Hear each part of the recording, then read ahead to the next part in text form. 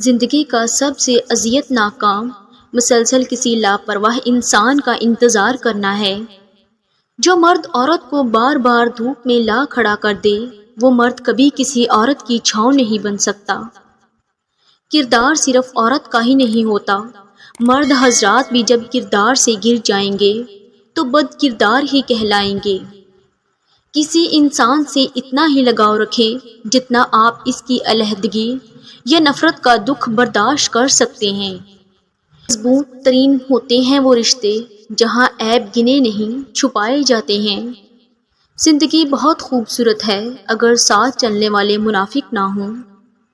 مان توڑنے والوں کے لیے اتنا ہی کافی ہے کہ انہیں تحفے میں خاموشیاں دی جائیں۔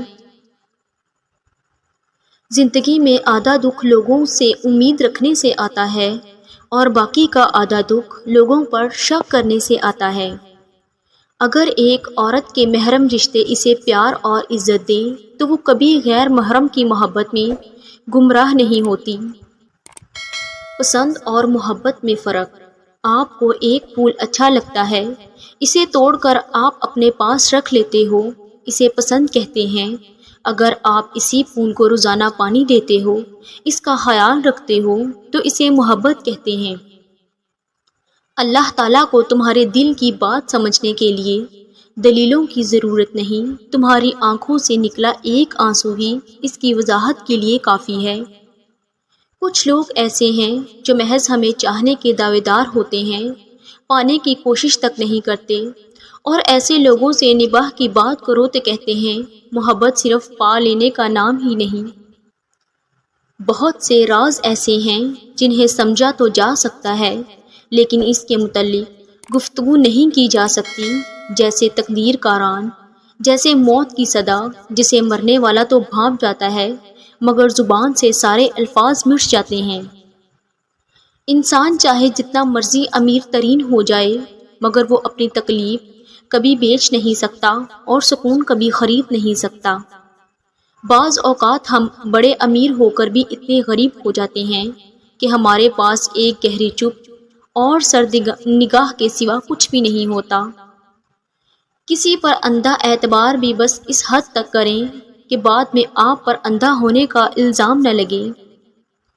دوسروں کا برا وقت اتنا دلچسپ تماشا ہوتا ہے کہ اسے دیکھتے ہوئے اپنی زندگی کا سرکس یاد نہیں رہتا۔ ہم لوگ یہ رنگوں کو اہمیت دیتے ہیں، حالانکہ کشش اور معصومیت رنگ سے زیادہ خوبصورت ہے۔ تعلق بھی کتنے عجیب ہوتے ہیں نا، کبھی بے سبب توڑے جاتے ہیں اور کبھی چھوڑنے کی بڑی وجہ ہو کر بھی نبھائے جاتے ہیں۔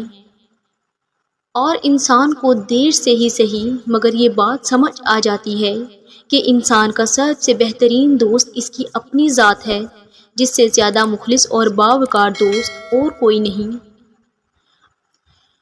اگر آپ خوش رہنا چاہتے ہیں تو جو کچھ آپ کے ساتھ کل ہوا اسے اس کل پر ہی چھوڑ دیں، اپنے آنے والے کل کے ساتھ نہ لے جائیں۔